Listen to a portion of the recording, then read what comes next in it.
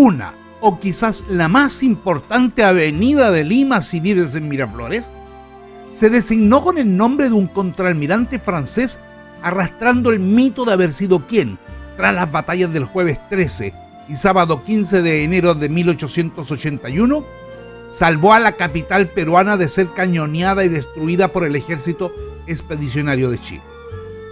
Se trata del comandante de la escuadra francesa en el Pacífico, Abel Vergès du Petit-Thouars, el cual supuestamente, dirigiendo una comisión de jefes de las flotillas navales neutrales y de diplomáticos extranjeros, habría amenazado al general en jefe general Manuel Baquedano que, ante una embestida militar a la ciudad, daría la orden a todos los buques extranjeros para atacar a la flota chilena hasta hundirla.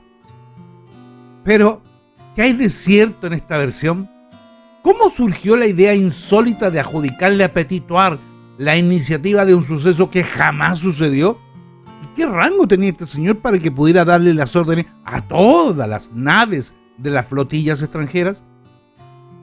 Soy Fabián Berríos Villalón y, aparte de invitarlos a disfrutar de un buen café para este episodio, llegar hasta el final porque tengo un regalo para todos, además de suscribirse, darle al botón me gusta, que es un apoyo fundamental para mí, y permite además a ustedes recibir los avisos de mis videos, ¿eh?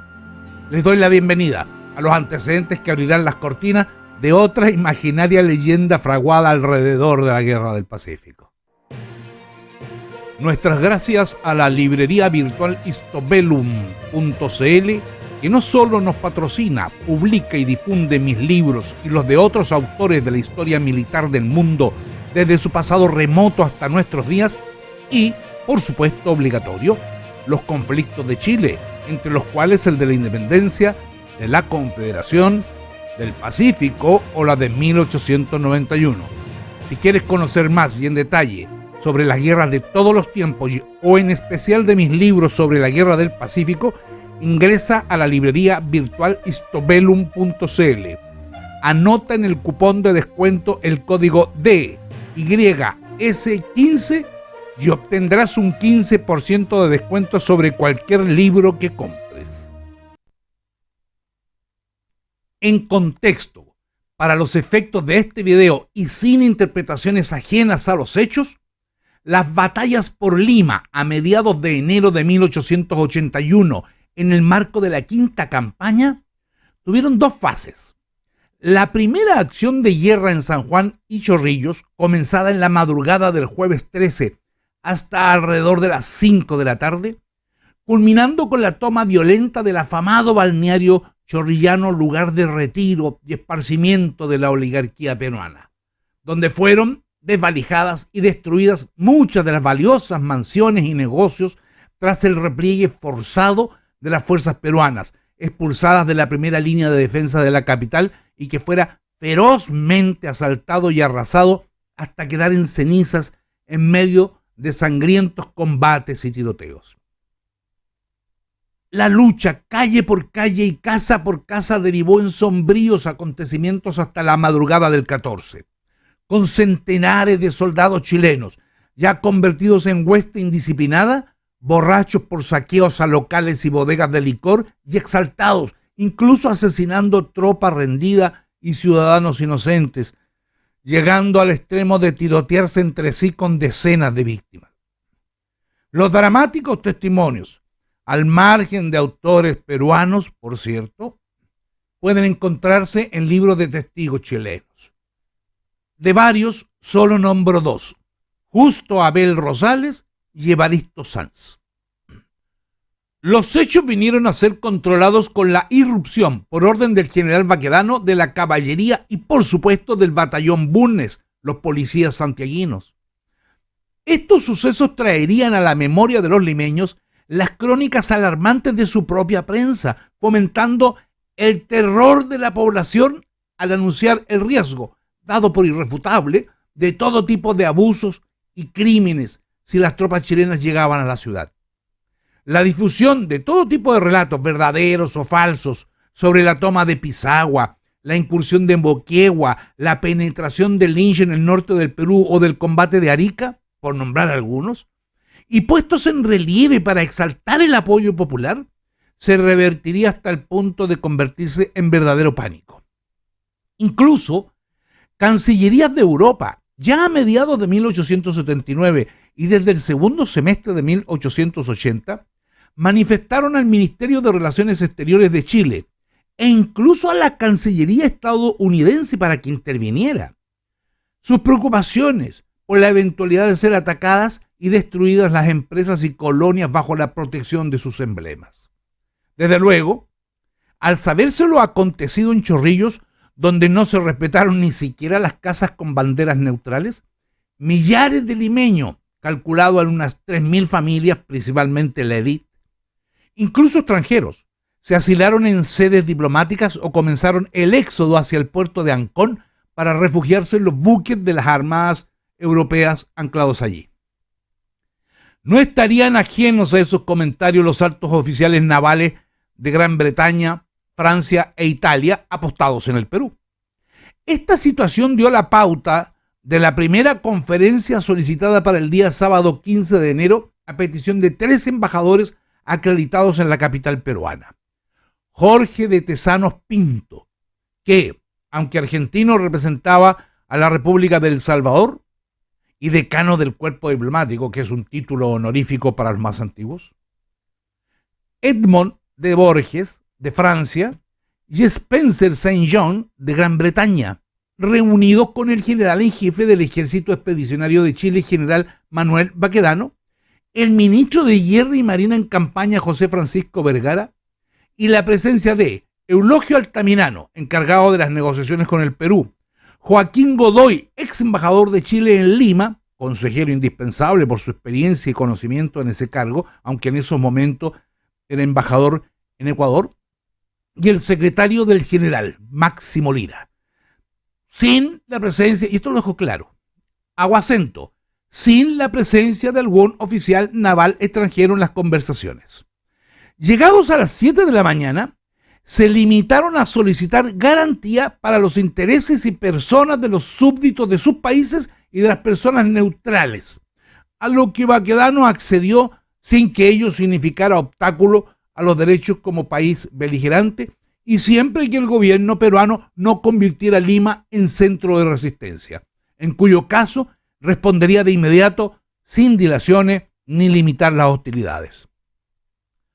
No hubo alguna impugnación de los embajadores a este argumento, sugiriendo que podían estar en condiciones incluso de mediar para conseguir la apertura de negociaciones de paz si se les daba un plazo.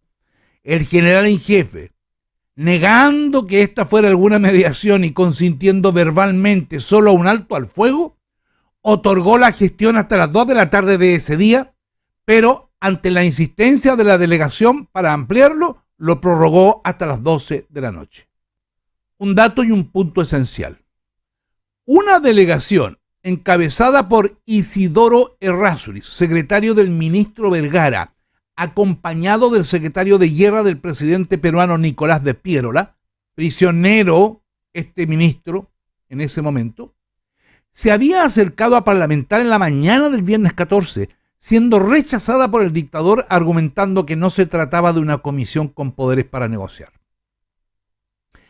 El punto esencial que enfatizo es que el contraalmirante Frederick Stirling, comandante de la Estación Naval Británica del Pacífico, en conjunto con el ministro plenipotenciario inglés Spencer St. John, propusieron, nótese esto por favor, la fecha es fundamental, propusieron el 8 de julio de 1880 al embajador francés Borges insinuar a Chile el uso de la fuerza naval de los neutrales solo si se veían afectados los individuos o intereses de sus compatriotas, convencidos que la advertencia de intervenir sería una presión suficiente para protegerlos, sin inmiscuirse en el problema que era del vecindario limeño.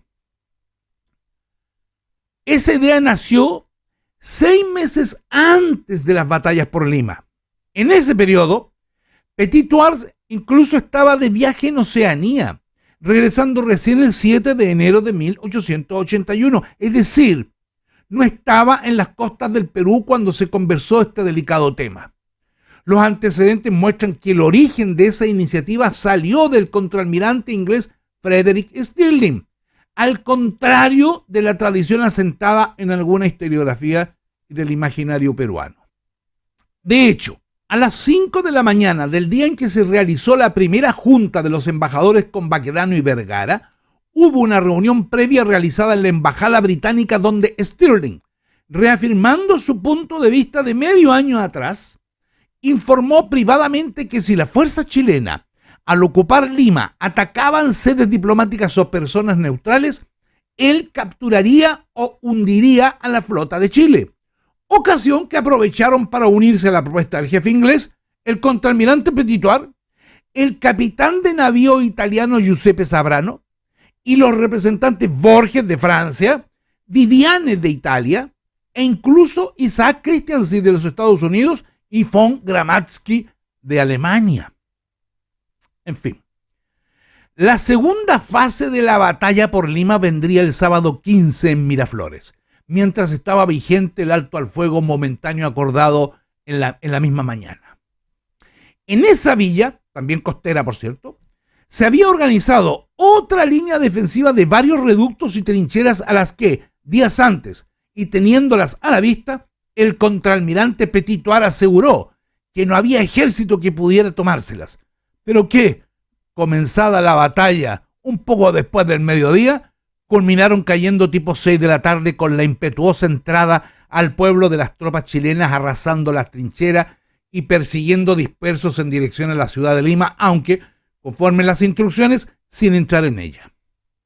Esta acción de guerra tuvo su inicio cuando, alrededor de las 11 de la mañana, mientras en el campamento peruano se desarrollaban las conversaciones de Pierola con los diplomáticos mediadores, el general Baquedano, en compañía del jefe de Estado Mayor general Marcos Maturana y más de una docena de ayudantes, recorrían la línea de contacto entregando las instrucciones del general en jefe a las divisiones, una de las cuales, por cierto, la tercera del coronel Pedro Lagos, para que convergiera por la izquierda, colocándose frente al pueblo de Barranco que, entre las precauciones del coronel, mandó a incendiarlo para que no se repitieran los sucesos de Chorrillos, mientras la primera y segunda división evolucionaban sin llegar aún a las posiciones designadas, momentos en que comenzó un tiroteo focalizado sobre Baquedano y su grupo, que fue extendiéndose a todo el frente hasta convertirse en una batalla formal. Este incidente preliminar, considerado una violación al alto al fuego por ambas partes, rápidamente derivó en la palabra traición. Con ese ambiente, la capital peruana se exponía a una fuerte represalia. Además, esa misma noche, el general en jefe envió una nota al cuerpo diplomático anunciando que, textual, abro comillas, la ruptura desleal del armisticio pactado en la mañana me desliga del compromiso contraído a favor de la capital y me devuelve toda mi libertad de acción para proceder rigurosamente contra ella. Cierre de comillas. Sin embargo, antes de conocer esa comunicación, los diplomáticos habían enviado emisarios con urgencia. Eran oficiales extranjeros adjuntos con la misión de observadores en los ejércitos combatientes. Ese es un tema que tal vez les gustaría abordar. Díganmelo, coméntenme. Bueno, llegados a toda prisa en la medianoche del 15 para requerir una junta que, en definitiva, se ajustó para el domingo 16 a las 2 de la tarde.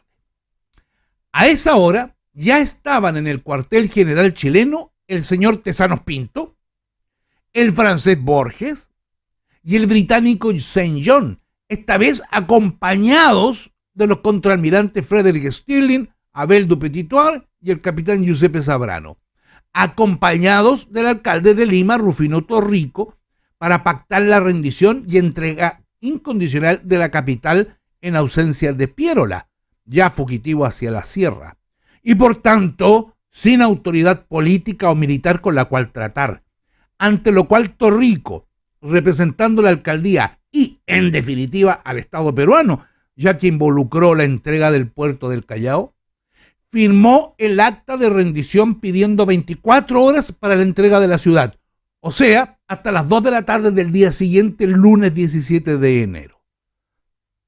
Pero, antes de la hora pactada, el alcalde envió una nota al general Baquedano comunicando que la capital había sido atacada durante la noche por turbas armadas de soldadesca dispersa robando, desvalijando, asesinando e incendiando barrios cuando todavía no había guardia organizada, por lo que sugería que el general podía disponer lo que le pareciera más conveniente. Se trataba de la tropa dispersa, de la tropa peruana dispersa, que entró en Lima y empezó a provocar toda clase de desmanes. La resolución de Baquedano fue enviar de inmediato una división escogida de las 3 armas que entró a Lima esa misma tarde. Ese es el resumen de los incidentes. Pero nos queda una última cuestión. Entonces, ¿de dónde salió la ficción del francés como el Salvador de Lima?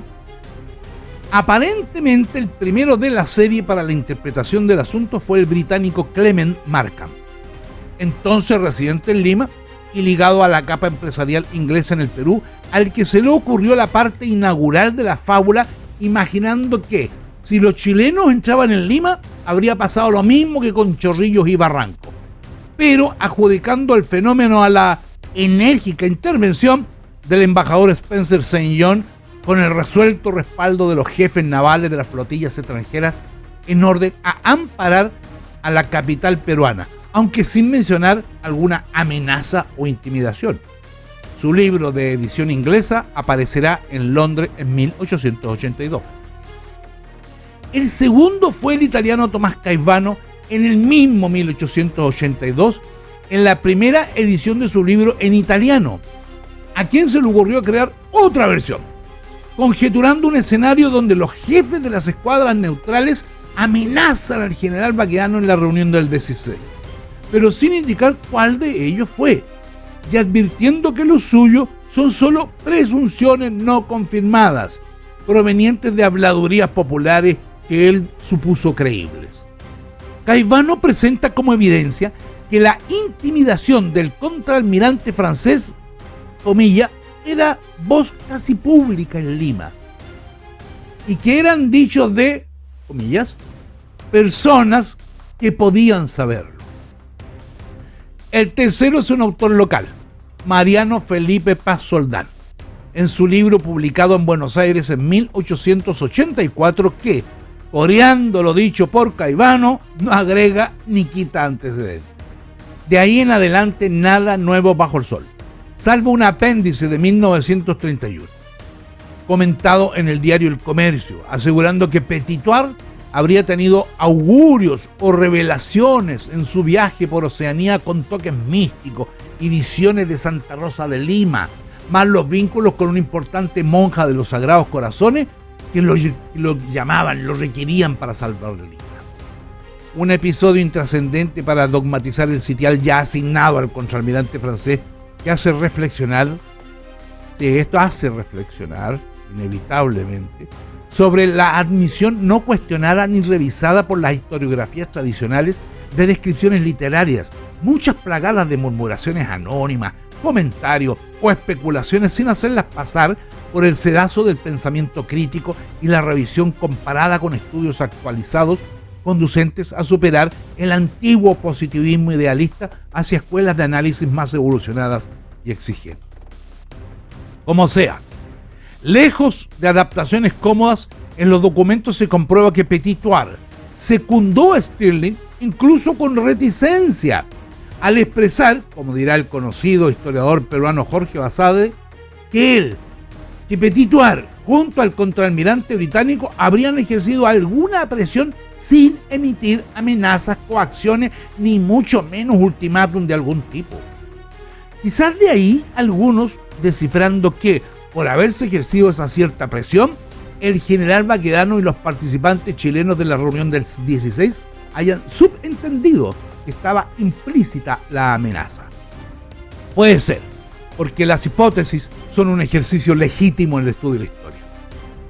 Y a propósito de hipótesis, ¿era factible que los poderes navales de las flotillas extranjeras pudieran haber vencido a la escuadra de Chile? Ese es un análisis irrelevante. Lo que no ocurrió no es historia, es simple especulación. Pero, buscando las causas del mito, considero que Petit-Thouars permitió restringir la narrativa histórica personificándola en un francés. Vale decir, se formó una imagen en torno a Petit-Thouars que le dio esta peculiaridad que restringió al final la narrativa histórica peruana, ya que no podía ser un británico por el otro mito del apoyo inglés a los chilenos, resultando más creíbles las propiedades de la solidaridad de un marino galo que uno procedente de un país declarado cómplice y benefactor del enemigo.